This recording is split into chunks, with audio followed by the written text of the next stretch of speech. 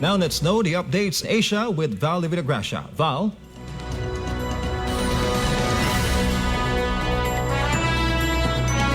Well, MJ, for Asian updates, countries are still coping up against the pandemic.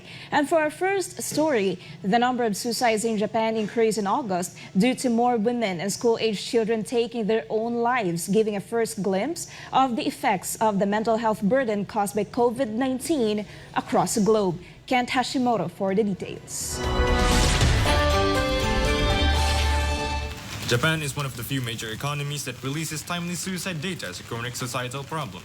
The figures suggest what might be going on around the world as the countries grapple with the effects of mass unemployment and social isolation that have more than the rest of the population.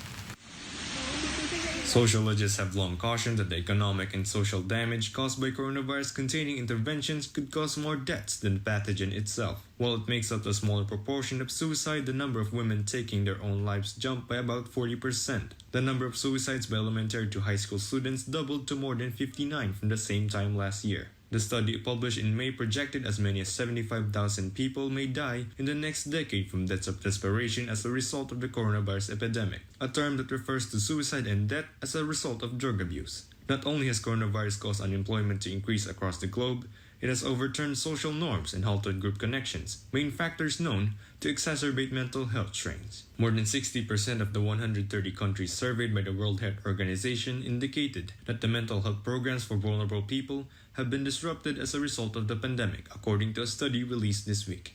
According to Lifelink, a Tokyo-based nonprofit organization that runs suicide helpline, about 20% of calls received from May to August came from children in primary, junior, and senior high schools. Messaging apps have been helpful in supporting children as some can use them without parental awareness, said Yasuki Shimizu, head of Lifelink. This is particularly critical when it comes to domestic abuse.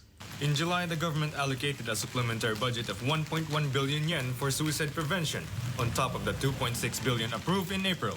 Despite bitter disagreements over trade and territorial rights, the governments of Japan and South Korea also regularly exchange ideas for suicide prevention measures. Ijo, Nihon kara no Shimoto Kento deshita. SMNA News, Japan.